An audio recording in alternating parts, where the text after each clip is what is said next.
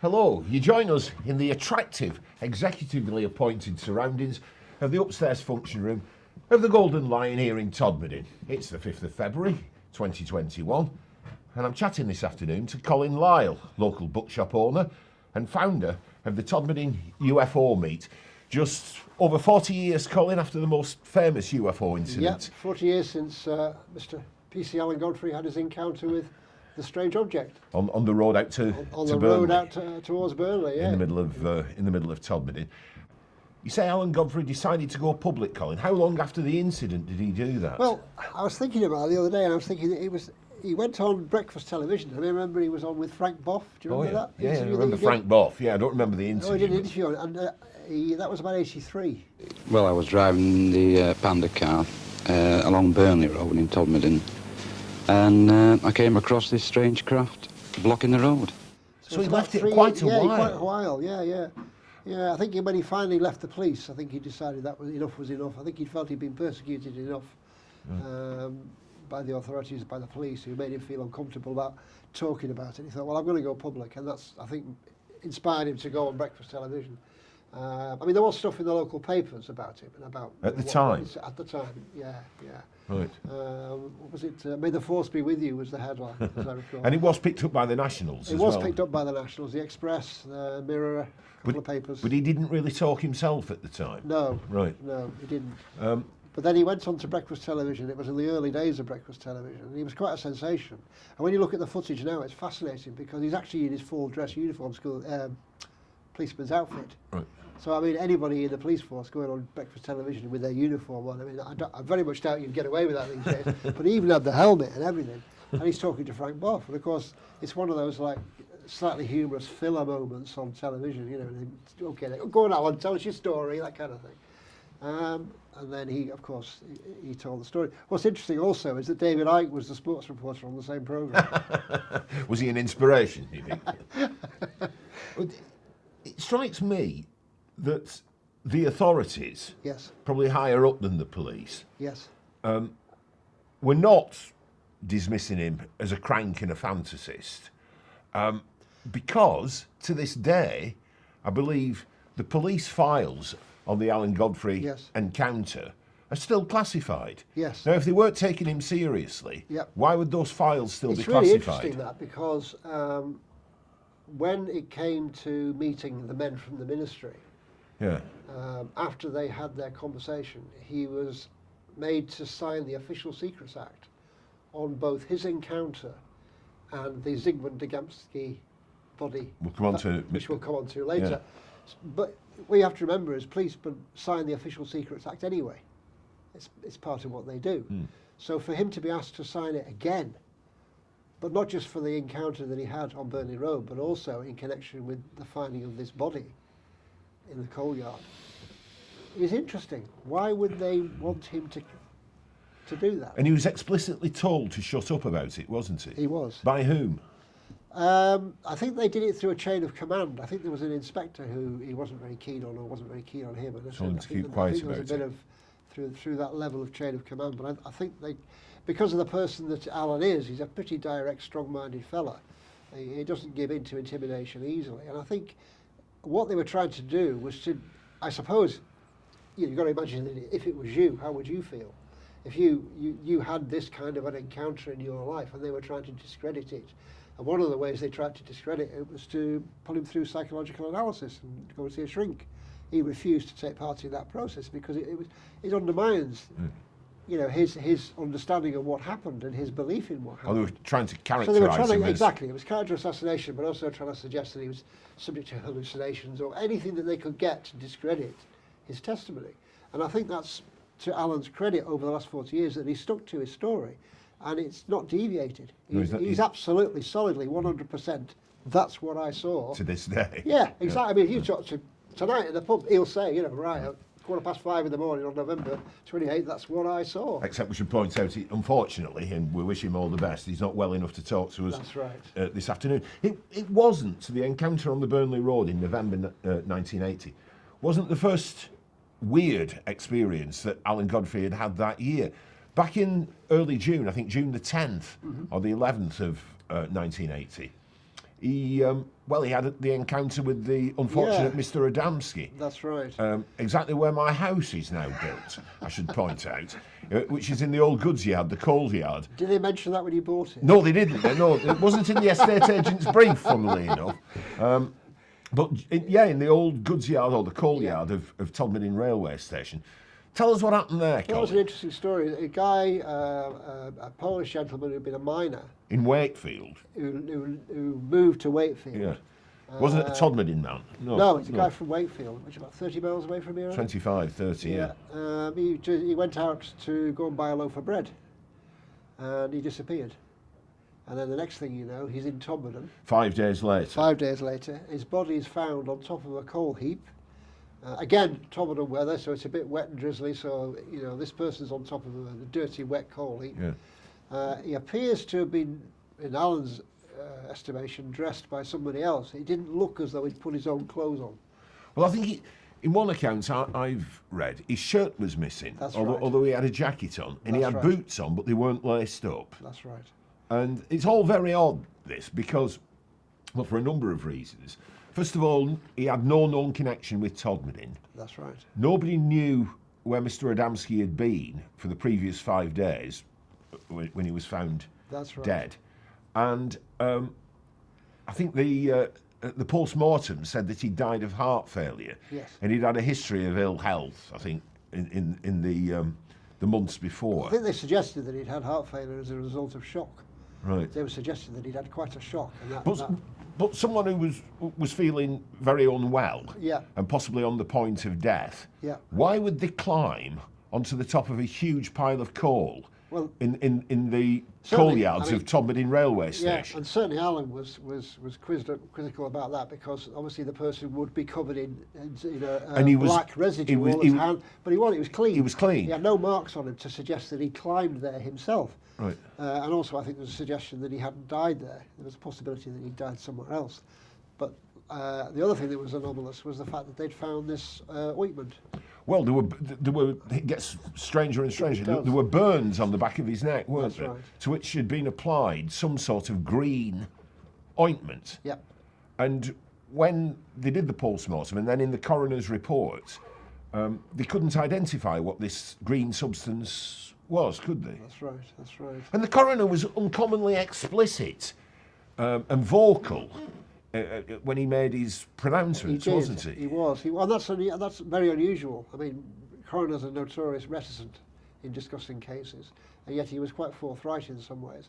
And he also expressed some personal kind of view, which suggested that if there were some sort of strange alien connection or UFO connection, he didn't say he thinks that would be the case, but he said that he wouldn't be surprised, which was a sort of enigmatic way of suggesting that this was something outside of his normal experience as a coroner, and this was odd. Well, I think he said that in 25 years of being a coroner, he'd never seen a case like it, didn't he? And what we have to remember as well is that the incident that with Mr. Adamski, Zigmund Adamski, on top of the pile of coal, and the remarks of the coroner were 5 months before Alan Godfrey's encounter with whatever it was on the Burnley Road. That's right. So it wasn't like Adamski was found and then the coroner made his remarks in a climate created by the Alan Godfrey encounter. It was beforehand. It was beforehand. Exactly. For the coroner to say he couldn't discount UFO involvement seems... I mean, the connection that needs to be pointed out, of course, is that Adamski as a name is crucial, because Adamski... George Adamski is a famous UFO contactee from America. So he's part of the folklore legend of ufology. And he allegedly travelled, was taken by contactee aliens on journeys around the back of the moon, and they were from Venus. And he had a contactee following. He set up a group, and there was a group of fellow believers who existed in the 1950s. I think one of his books is UFOs Have Landed and things like that, in association with a guy called Desmond Leslie. So he's kind of at the heart of UFO folklore and history. But this isn't the same Mr. Adamski. It's not the same Adamski, but it's interesting that surname is a nice connection in a kind of strange way. So the Adamski case was never really solved? No, it's still open verdict as far as his death. It's never been solved. You've got to ask yourself the question, going back to what we were talking about earlier about these euphemistically called men from the ministry, is it in the public interest, as far as they're concerned, for that to be solved? I mean, you come to this quite often in ufology and related incidents. You have to ask yourself, investigative authority figures who have a lot of resources at their disposal are able to delve and look into these incidents far more deeply than you and I would. Even ufologist groups are only resourced to a certain point, and they may have a shared expertise in that they've had similar experiences and investigated them. But you're talking about a machinery there that's well resourced and has, Well, just from what little I've read and seen of the Adamski case, it seems to me that the police investigation into it was fairly inadequate and lame, wasn't it? And then for scientists to come back and report to the coroner that they couldn't identify what the green substance was on the back, that seems like pretty poor. They couldn't even say what the components were of that green substance. It's as though they weren't investigating this properly. Yeah, or it wasn't in the public interest for us to know what that was. I mean, that's the point, isn't it? You're not saying that they can't find out, they just don't want you to know what that was, or it has a significance in some other way. Yeah. That's the interesting. Was there no pressure from Adamski's family for it to be more thoroughly investigated than it was? I'm not sure about the family background with that. I don't know. So it was pretty much just left. It was just kind of left, really. As a mystery in 1980 and has never been solved since. And it's also interesting that the coroner made, as I said, a sort of personal remark about his feelings about the case. And then they brought in rules and legislation to stop coroners making those kind of comments immediately after that. Right. So it does, make you wonder who was listening to what you were saying. Wonder, do we know how long his body had been lying there? Well, the suggestion is that it was maybe only a matter of an hour or a couple of hours. And it was in broad daylight. Because it was in broad daylight. The guy who worked on the actual coal yard went off to get his dinner, came back, and there was a body there. Now he said he didn't see a body there when he left. And I would imagine that if you were clocking off, lock the door, have a look round, go, you'd spot a body. And then when he came back, there it was. Wow. In the sense that there's no marks on it, there's no evidence of anybody scrambling up there. I mean, even if somebody put him there, you'd expect the coal to be disturbed, to carry the body. I mean, this is a man's body. It's hard work carrying a body. I've done it. Right, okay, fair enough. Well, you'll know. It's really, really hard work and heavy. It's and up a coal heap. In the rain. And why on the top of a coal heap? If you want to, why that location? If you want to dump a body, why go to the trouble of climbing up a coal heap with it? Yeah, I mean, he was a miner, so are they sending a message? It's mysteries within mysteries. Yeah. But we say it happened before the Alan Godfrey encounter in that November of 1980. Yeah. But you, as a local UFO expert, Collin, that was part of a trend, a pattern. A whole series of incidents. So how long had this been going on? I read, for example, one statistic which is astonishing, that 10% of UFO sightings in the UK are in or around Todmorden. Yeah. So tell us about some of the others. They talk about 75% of sightings within a sort of weekend area, Bacup and Todmorden. Those statistics are very high for encounters in this area. And there's all sorts of reasons why that might be happening. People have speculated on magnetic forces within the rock strata within the area. The idea of there's earth lights, that there's anomalies within the movement of rocks which send out lights through into the atmosphere. A whole series of theories around what it might be. But it does go back, it goes back a very long way.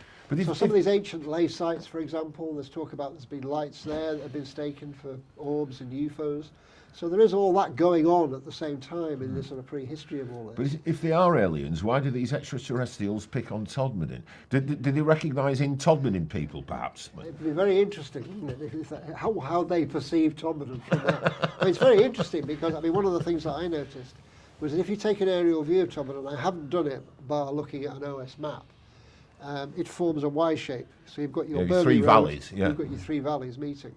And coincidentally, if in the film about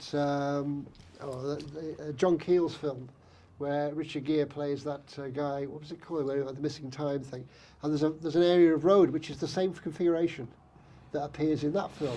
And you wonder whether if you're up there in your UFO, there's these key Y-site chromosome areas where you go and investigate. I don't know. So if it does have a long history... It does have a long history. Tell us about some of the others that have occurred. People have seen lights in the sky around this area very often. There's one story of a guy going back to probably the early 70s, that sort of period, perhaps the late 60s, playing table tennis at the youth club at Liggett, which is just up the road, funnily enough, from where Alan had his event. And they came out to the youth club Friday night, 9 o'clock, whatever, 10 o'clock, whatever, came out, walked down from Liggett onto the main road towards Burnley. And these massive orb shapes came off the moor and chased them onto Burnley Road. And then they just shot off. How big were these things? He said they were massive. Right. So you're thinking, okay, this is a guy going to play table tennis on a Friday night with his mates. He comes out and he encounters this strange thing on that part of the road. Very strange. What's going on? And there was a flurry of these sightings, wasn't there, around the time of the Alan Godfrey incident. To what extent, really, Colin, can they be attributed to a mania and appetite at the time, driven largely by the popularity of some big box office cinema smashes like Close Encounters of the Third Kind or Star Wars? Sure. Wasn't there just a popular enthusiasm for these things, Yeah, which might have encouraged people to see things that weren't really there? Yeah, and there's a lot of other reasons why people, some of them say, a lot of encounters are seen between 1 and 2 o'clock in the morning outside a pub. So, you've got those kind of statistics as sort of thought that. But I think, the Godfrey thing, in terms of some of the stuff that went on prior to Godfrey, were pre all that going on. So it did, Spielberg hadn't hit the headlines by then. They were much earlier in the 70s. They were earlier in the 70s. But there was this establishment of interest in ufology, and UFO groups started to spring up around the area and around the country. So that there was a kind of people talking to each other about these kind of events, rather than seeing them, and then they become something that they don't talk about. You're talking about police officers being on duty and seeing things. I think probably up about the year 2000, there was something like 800 reported incidents of police officers seeing strange things in around the UK. Around the UK. Not just here. Not just here, but around the UK. So, policemen have been doing their job going right back. So they must have seen these things before, but they weren't talked about. So there's a kind of movement towards having this stuff being discussed a little bit more, and people writing books about it. And that kind of started in the sort of mid to late 60s, and then fed through to the 70s. So by the time Spielberg came along, a lot of these things had happened, a lot of these UFO groups had been set up. So I think it popularised it, but I don't think it caused people necessarily to see these things. Right.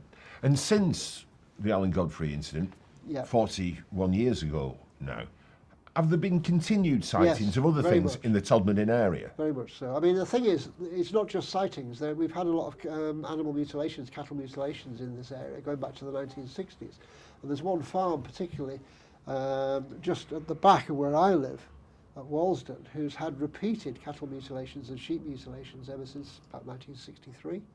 And there was one only recently, last summer, on the way up towards Gaddings Down, where they'd found a calf that had been mutilated, and various parts of its anatomy had been removed surgically without, that could just be a crank, a human crank at that. Well, we've had people come along who've done talks about, this particular phenomenon, and there's no way they are cranks.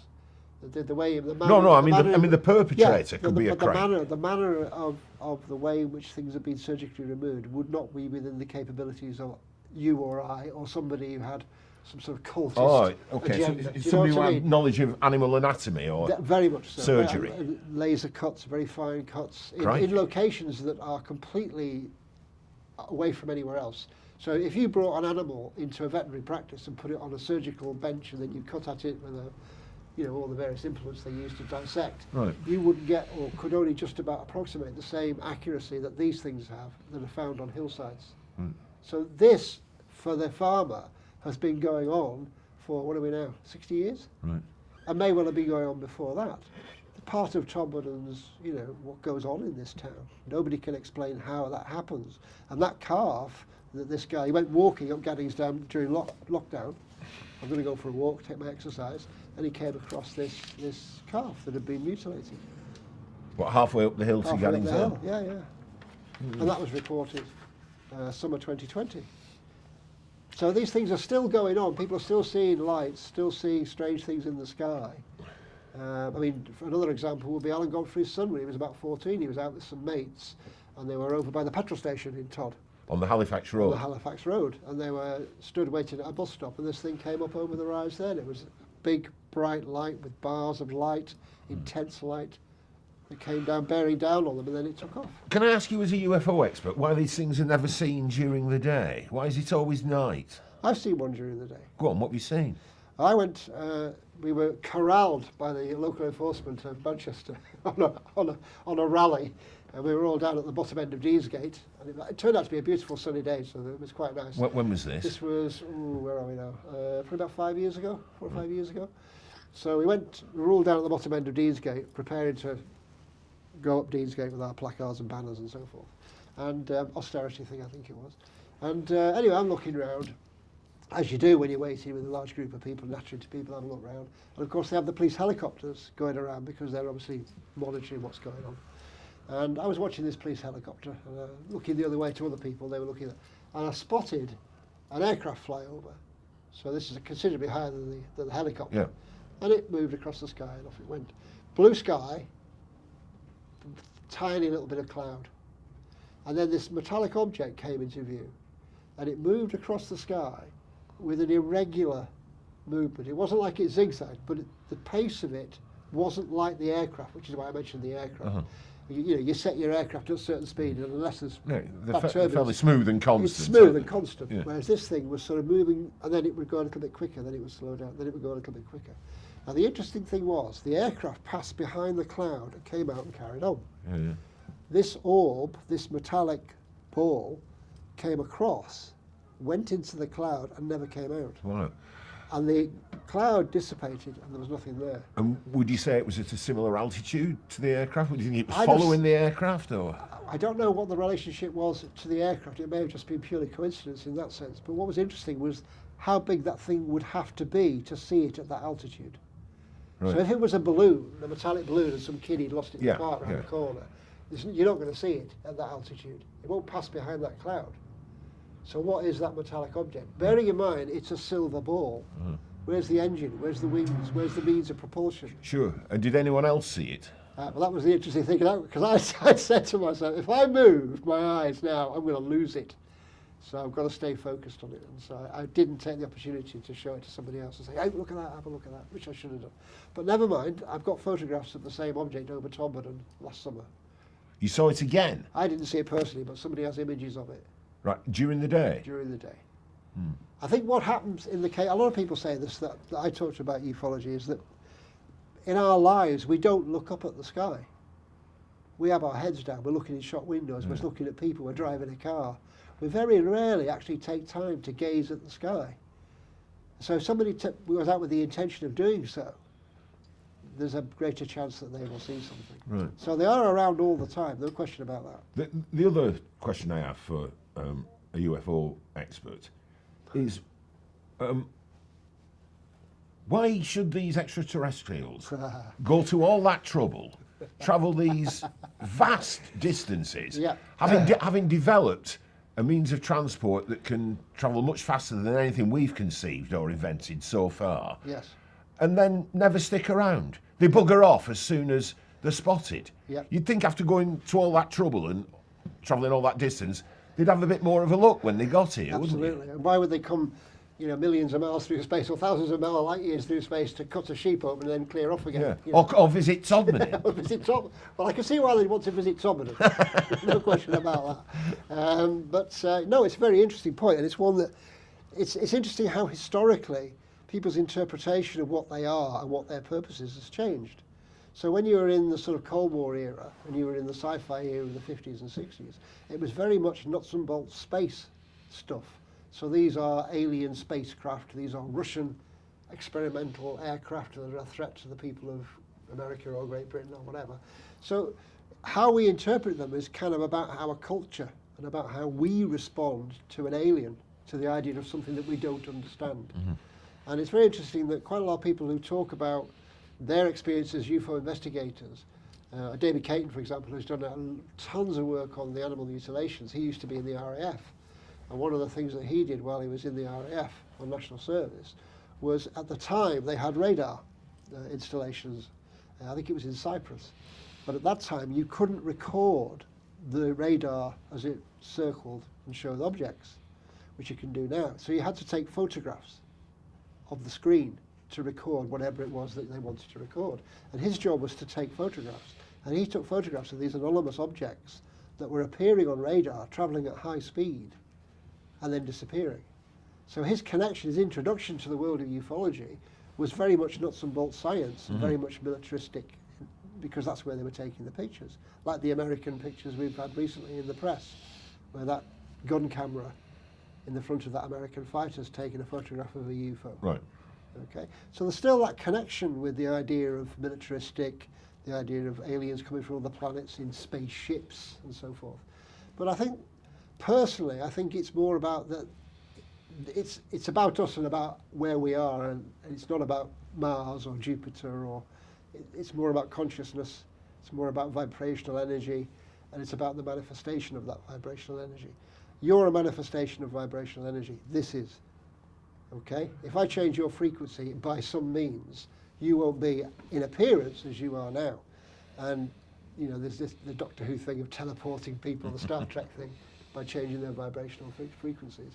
So in the 3.5, 4 years that I've been involved with the UFO group, my feelings and understanding has moved towards a kind of spiritual side, the idea of a coexistence of aliens with us, and that we are a physical manifestation as we are in this frequency, for want of, I mean, people use the word realms and it all gets a bit, don't want to use the word realm, but the frequency that you or I are at this moment could be changed, and we would be different.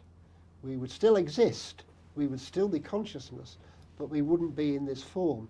So what's to say that aliens, for want of a better term, are not like us, but more advanced, been around longer, and their technology is more in tune with that idea of a frequency existence.